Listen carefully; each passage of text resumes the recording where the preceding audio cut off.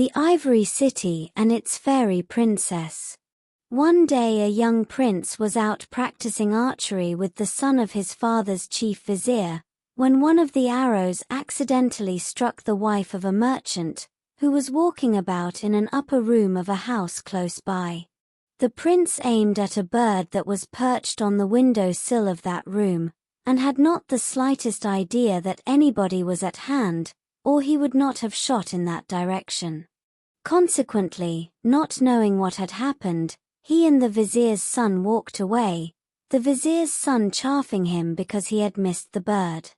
Presently the merchant went to ask his wife about something, and found her lying, to all appearance, dead in the middle of the room, and an arrow fixed in the ground within half a yard of her head. Supposing that she was dead, he rushed to the window and shrieked, "Thieves, thieves! They have killed my wife." The neighbors quickly gathered, and the servants came running upstairs to see what was the matter. It happened that the woman had fainted, and that there was only a very slight wound in her breast where the arrow had grazed.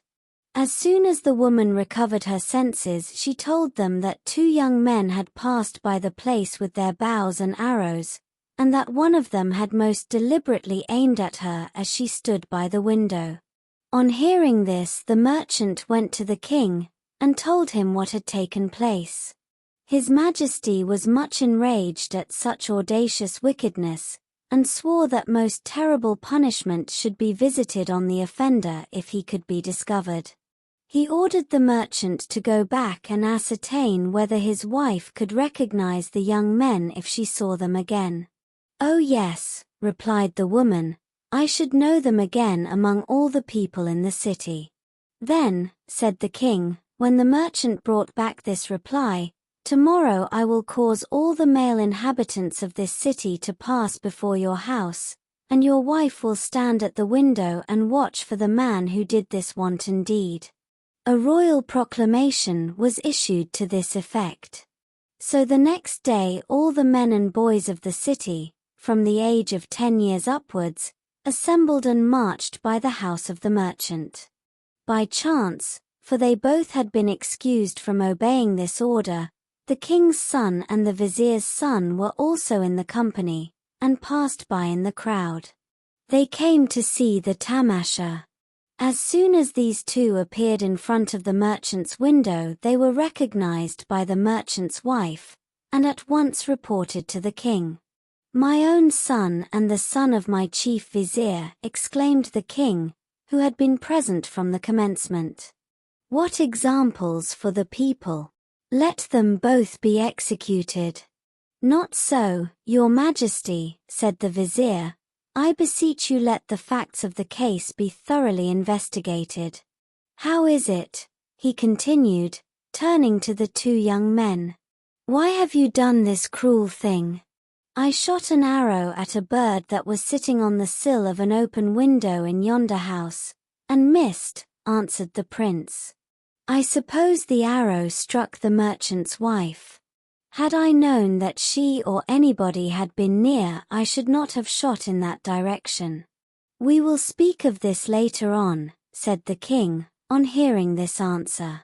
"Dismiss the people. Their presence is no longer needed." In the evening His Majesty and the vizier had a long and earnest talk about their two sons. The king wished both of them to be executed, but the vizier suggested that the prince should be banished from the country. This was finally agreed to. Accordingly, on the following morning, a little company of soldiers escorted the prince out of the city. When they reached the last custom house, the vizier's son overtook them. He had come with all haste, bringing with him 4 bags of Moors on 4 horses. "I am come," he said, throwing his arms round the prince's neck, "because I cannot let you go alone. We have lived together, we will be exiled together, and we will die together. Turn me not back, if you love me." "Consider," the prince answered, "what you are doing. All kinds of trial may be before me. Why should you leave your home and country to be with me? "Because I love you," he said, "and shall never be happy without you." So the two friends walked along hand in hand as fast as they could to get out of the country, and behind them marched the soldiers and the horses with their valuable burdens. On reaching a place on the borders of the king's dominions, the prince gave the soldiers some gold, and ordered them to return. The soldiers took the money and left. They did not, however, go very far, but hid themselves behind rocks and stones, and waited till they were quite sure that the prince did not intend to come back. On and on the exiles walked, till they arrived at a certain village, where they determined to spend the night under one of the big trees of the place. The prince made preparations for a fire, and arranged the few articles of bedding that they had with them, while the vizier's son went to the baniya and the baker and the butcher to get something for their dinner. For some reason he was delayed, perhaps the tsut was not quite ready, or the baniya had not got all the spices prepared. After waiting half an hour, the prince became impatient, and rose up and walked about. He saw a pretty, clear little brook running along not far from their resting place, and hearing that its source was not far distant, he started off to find it. The source was a beautiful lake, which at that time was covered with the magnificent lotus flower and other water plants. The prince sat down on the bank, and being thirsty took up some of the water in his hand. Fortunately he looked into his hand before drinking, and there, to his great astonishment, he saw reflected whole and clear the image of a beautiful fairy. He looked round, hoping to see the reality, but seeing no person, he drank the water, and put out his hand to take some more. Again he saw the reflection in the water which was in his palm. He looked around as before, and this time discovered a fairy sitting by the bank on the opposite side of the lake. On seeing her, he fell so madly in love with her that he dropped down in a swoon. When the vizier's son returned, and found the fire lighted, the horses securely fastened, and the bags of Moors lying all together in a heap, but no prince, he did not know what to think.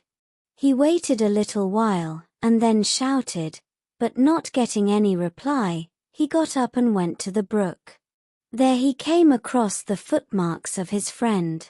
Seeing these, he went back at once for the money and the horses, and bringing them with him, he tracked the prince to the lake, where he found him lying to all appearance dead. "Alas! Alas!" he cried, and lifting up the prince, he poured some water over his head and face. "Alas! My brother, what is this? Oh! Do not die and leave me thus. Speak, speak. I cannot bear this." In a few minutes the prince, revived by the water, opened his eyes, and looked about wildly. "Thank God!" exclaimed the vizier's son. "But what is the matter, brother?" "Go away," replied the prince. "I don't want to say anything to you, or to see you. Go away. Come, come, let us leave this place. Look, I have brought some food for you, and horses, and everything. Let us eat and depart." "Go alone," replied the prince. "Never," said the vizier's son. "What has happened to suddenly estrange you from me? A little while ago we were brethren, but now you detest the sight of me." "I have looked upon a fairy," the prince said.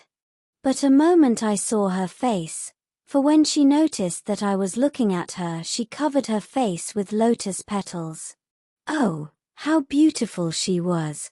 And while I gazed she took out of her bosom an ivory box, and held it up to me. Then I fainted. Oh, if you can get me that fairy for my wife, I will go anywhere with you." "Oh, brother," said the vizier's son, "you have indeed seen a fairy. She is a fairy of the fairies. This is none other than Gulizar of the Ivory City. I know this from the signs that she gave you. From her covering her face with lotus petals I learn her name, and from her showing you the ivory box I learn where she lives. Be patient, and rest assured that I will arrange your marriage with her." When the prince heard these encouraging words, he felt much comforted, rose up, and ate, and then went away gladly with his friend. On the way they met two men. These two men belonged to a family of robbers. There were 11 of them altogether. One, an elder sister, stayed at home and cooked the food, and the other 10, all brothers, went out, 2 and 2, and walked about the 4 different ways that ran through that part of the country, robbing those travelers who could not resist them, and inviting others, who were too powerful for 2 of them to manage, to come and rest at their house, where the whole family attacked them and stole their goods. These thieves lived in a kind of tower, which had several strong rooms in it, and under it was a great pit, wherein they threw the corpses of the poor unfortunates who chanced to fall into their power. The 2 men came forward, and, politely accosting them, begged them to come and stay at their house for the night. "It is late," they said, "and there is not another village within several miles. Shall we accept this good man's invitation, brother?" asked the prince. The vizier's son frowned slightly in token of disapproval, but the prince was tired, and thinking that it was only a whim of his friends, he said to the men, "Very well. It is very kind of you to ask us." So they all 4 went to the robber's tower. Seated in a room, with the door fastened on the outside, the 2 travelers bemoaned their fate. "It is no good groaning," said the vizier's son. "I will climb to the window, and see whether there are any means of escape." "Yes, yes," he whispered, when he had reached the window hole. "Below there is a ditch surrounded by a high wall. I will jump down and reconnoiter. You stay here, and wait till I return." Presently he came back and told the prince that he had seen a most ugly woman, whom he supposed was the robber's housekeeper. She had agreed to release them on the promise of her marriage with the prince. So the woman led the way out of the enclosure by a secret door. "But where are the horses and the goods?" the vizier's son inquired. "You cannot bring them," the woman said. "To go out by any other way would be to thrust oneself into the grave." "All right, then, they also shall go out by this door. I have a charm, whereby I can make them thin or fat." So the vizier's son fetched the horses without any person knowing it, and repeating the charm, he made them pass through the narrow doorway like pieces of cloth, and when they were all outside restored them to their former condition. He at once mounted his horse and laid hold of the halter of one of the other horses, and then beckoning to the prince to do likewise, he rode off. The prince saw his opportunity, and in a moment was riding after him, having the woman behind him. Now the robbers heard the galloping of the horses, and ran out and shot their arrows at the prince and his companions. And one of the arrows killed the woman, so they had to leave her behind. On they rode, until they reached a village where they stayed the night. The following morning they were off again, and asked for Ivory City from every passer-by. At length they came to this famous city, and put up at a little hut that belonged to an old woman, from whom they feared no harm, and with whom, therefore, they could abide in peace and comfort. At first the old woman did not like the idea of these travelers staying in her house, but the sight of a ewer, which the prince dropped in the bottom of a cup in which she had given him water, and a present of another ewer from the vizier's son, quickly made her change her mind. She agreed to let them stay there for a few days.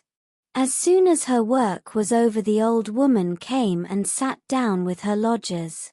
The vizier's son pretended to be utterly ignorant of the place and people. "Has this city a name?" he asked the old woman. "Of course it has, you stupid. Every little village, much more a city, and such a city as this, has a name. What is the name of this city? Ivory City. Don't you know that? I thought the name was known all over the world. On the mention of the name Ivory City, the prince gave a deep sigh. The vizier's son looked as much as to say, keep quiet, or you'll discover the secret. Is there a king of this country? Continued the vizier's son. Of course there is, and a queen, and a princess. What are their names? The name of the princess is Gulizar, and the name of the queen. The vizier's son interrupted the old woman by turning to look at the prince, who was staring like a madman. Yes, he said to him afterwards, we are in the right country. We shall see the beautiful princess. One morning the two travelers noticed the old woman's most careful toilette, how careful she was in the arrangement of her hair and the set of her kasaba and puts. Who is coming? Said the vizier's son. Nobody, the old woman replied. Then where are you going? I am going to see my daughter, who is a servant of the Princess Gulizar. I see her and the princess every day. I should have gone yesterday, if you had not been here and taken up all my time. Be careful not to say anything about us in the hearing of the princess. Vizier's son asked her not to speak about them at the palace, hoping that, because she had been told not to do so, she would mention their arrival, and thus the princess would be informed of their coming. On seeing her mother, the girl pretended to be very angry. Why have you not been for 2 days? She asked. Because, my dear, the old woman answered, 2 young travelers, a prince and the son of some great vizier, have taken up their abode in my hut, and demand so much of my attention. It is nothing but cooking and cleaning and cooking, all day long. I can't understand the men, she added. One of them especially appears very stupid. He asked me the name of this country and the name of the king. Now where can these men have come from, that they do not know these things? However, they are very great and very rich. They each give me a ewer every morning and every evening. After this the old woman went and repeated almost the same words to the princess, on the hearing of which the princess beat her severely, and threatened her with a severer punishment if she ever again spoke of the strangers before her. In the evening, when the old woman had returned to her hut, she told the vizier's son how sorry she was that she could not help breaking her promise, and how the princess had struck her because she mentioned their coming and all about them. Alas! Alas! Said the prince, who had eagerly listened to every word. What, then, will be her anger at the sight of a man?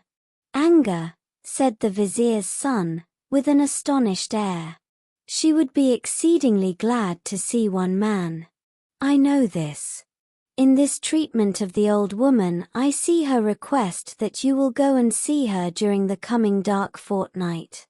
Heaven be praised, the prince exclaimed. The next time the old woman went to the palace, Gulizar called one of her servants and ordered her to rush into the room while she was conversing with the old woman, and if the old woman asked what was the matter, she was to say that the king's elephants had gone mad, and were rushing about the city and bazaar in every direction, and destroying everything in their way. The servant obeyed, and the old woman, fearing lest the elephants should go and push down her hut and kill the prince and his friend, begged the princess to let her depart. Now Gulizar had obtained a charmed swing, that landed whoever sat on it at the place wherever they wished to be. Get the swing, she said to one of the servants standing by. When it was brought she bade the old woman step into it and desire to be at home. The old woman did so, and was at once carried through the air quickly and safely to her hut, where she found her 2 lodgers safe and sound. Oh, she cried, I thought that both of you would be killed by this time. The royal elephants have got loose and are running about wildly. When I heard this, I was anxious about you. So the princess gave me this charmed swing to return in. But come, let us get outside before the elephants arrive and batter down the place." "Don't believe this," said the vizier's son. "It is a mere hoax. They have been playing tricks with you. You will soon have your heart's desire," he whispered aside to the prince. "These things are signs." 2 days of the dark fortnight had elapsed, when the prince and the vizier's son seated themselves in the swing, and wished themselves within the grounds of the palace. In a moment they were there, and there too was the object of their search standing by one of the palace gates, and longing to see the prince quite as much as he was longing to see her. "Oh, what a happy meeting it was! At last," said Gulizar, "I have seen my beloved, my husband." "1,000 thanks to heaven for bringing me to you," said the prince. Then the prince and Gulizar betrothed themselves to one another and parted, the one for the hut and the other for the palace, both of them feeling happier than they had ever been before. Henceforth the prince visited Gulizar every day and returned to the hut every night. One morning Gulizar begged him to stay with her always. She was constantly afraid of some evil happening to him, perhaps robbers would slay him, or sickness attack him, and then she would be deprived of him. She could not live without seeing him. The prince showed her that there was no real cause for fear, and said that he felt he ought to return to his friend at night, because he had left his home and country and risked his life for him, and, moreover, if it had not been for his friend's help he would never have met with her.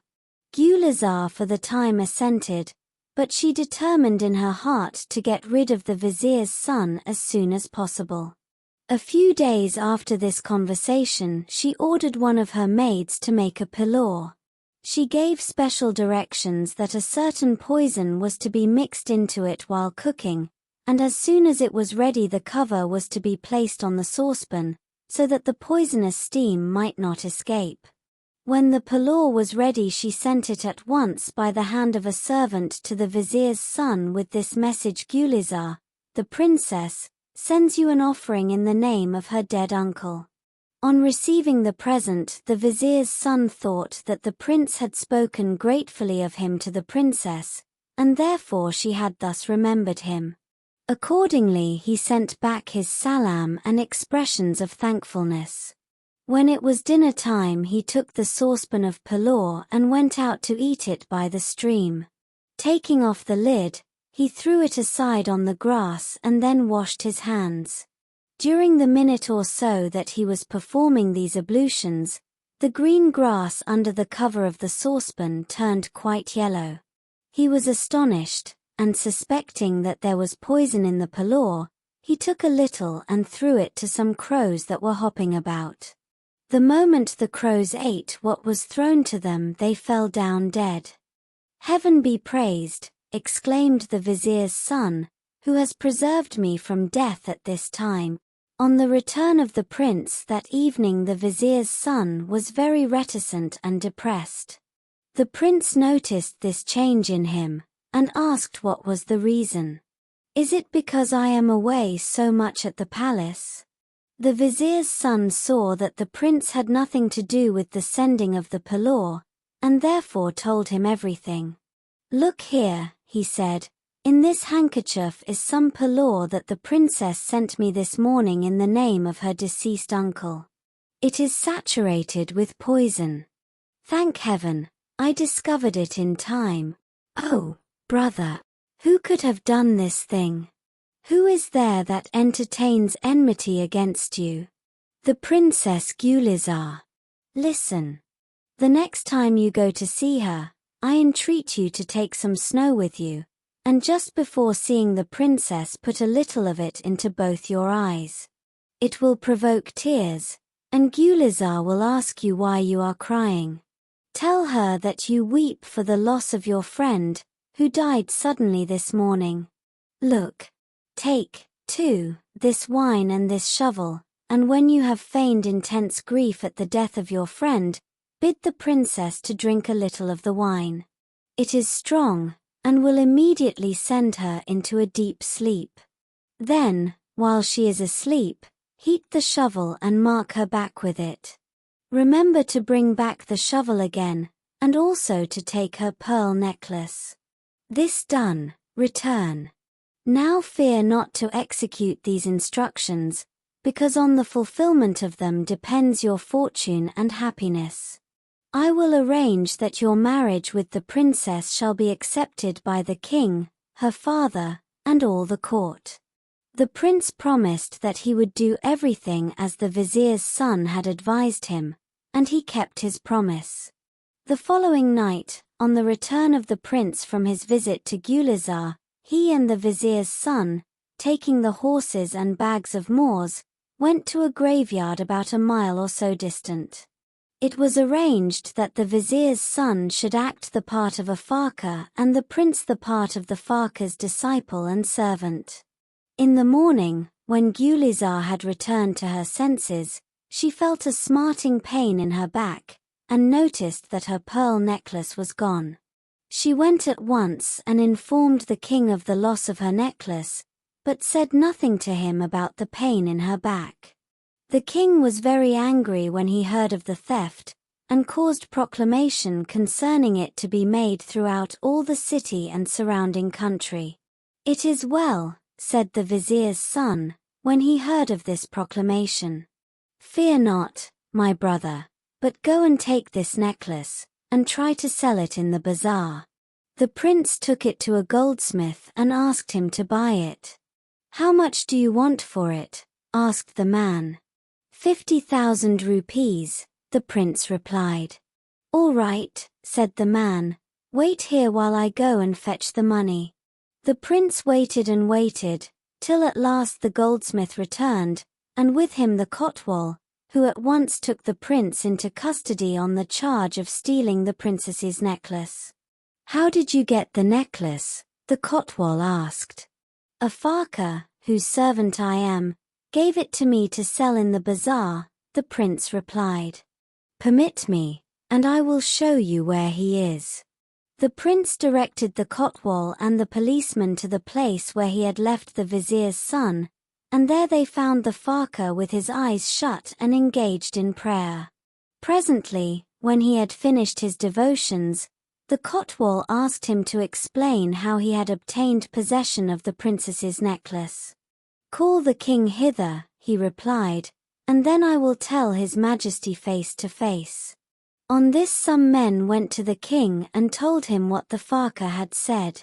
His majesty came, and seeing the fakir so solemn and earnest in his devotions, he was afraid to rouse his anger, lest peradventure the displeasure of heaven should descend on him, and so he placed his hands together in the attitude of a supplicant, and asked, "How did you get my daughter's necklace?"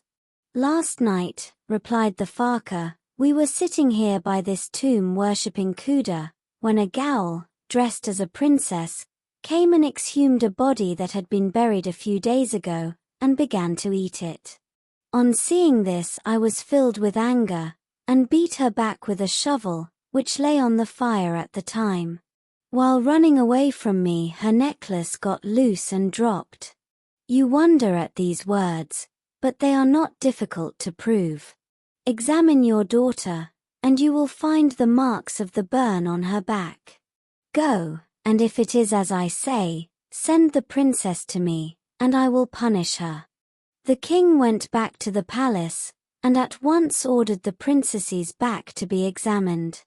"It is so," said the maidservant, "the burn is there." "Then let the girl be slain immediately," the king shouted. "No, no, your majesty," they replied. "Let us send her to the fakir who discovered this thing, that he may do whatever he wishes with her." The king agreed, and so the princess was taken to the graveyard. "Let her be shut up in a cage, and be kept near the grave whence she took out the corpse," said the fakir. This was done, and in a little while the fakir and his disciple and the princess were left alone in the graveyard. Night had not long cast its dark mantle over the scene when the Fakir and his disciple threw off their disguise, and taking their horses and luggage, appeared before the cage. They released the princess, rubbed some ointment over the scars on her back, and then sat her upon one of their horses behind the prince. Away they rode fast and far, and by the morning were able to rest and talk over their plans in safety. The vizier's son showed the princess some of the poisoned palaur that she had sent him, and asked whether she had repented of her ingratitude. The princess wept, and acknowledged that he was her greatest helper and friend. A letter was sent to the chief vizier telling him of all that had happened to the prince and the vizier's son since they had left their country. When the vizier read the letter, he went and informed the king. The king caused a reply to be sent to the two exiles, in which he ordered them not to return, but to send a letter to Gulizar's father, and inform him of everything. Accordingly they did this.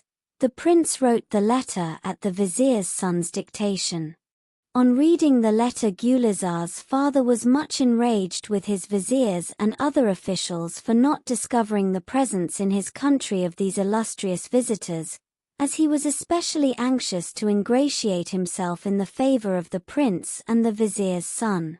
He ordered the execution of some of the viziers on a certain date. "Come," he wrote back to the vizier's son, "and stay at the palace. And if the prince desires it, I will arrange for his marriage with Gulizar as soon as possible." The prince and the vizier's son most gladly accepted the invitation, and received a right noble welcome from the king. The marriage soon took place, and then after a few weeks the king gave them presents of horses and elephants, and jewels and rich cloths, and bade them start for their own land, for he was sure that the king would now receive them. The night before they left, the viziers and others, whom the king intended to have executed as soon as his visitors had left, came and besought the vizier's son to plead for them, and promised that they each would give him a daughter in marriage. He agreed to do so, and succeeded in obtaining their pardon. Then the prince, with his beautiful bride Gulizar, and the vizier's son, attended by a troop of soldiers, and a large number of camels and horses bearing very much treasure, left for their own land. In the midst of the way they passed the tower of the robbers, and with the help of the soldiers they razed it to the ground, slew all its inmates, and seized the treasure which they had been amassing there for several years. At length they reached their own country, and when the king saw his son's beautiful wife and his magnificent retinue, he was at once reconciled, and ordered him to enter the city and take up his abode there.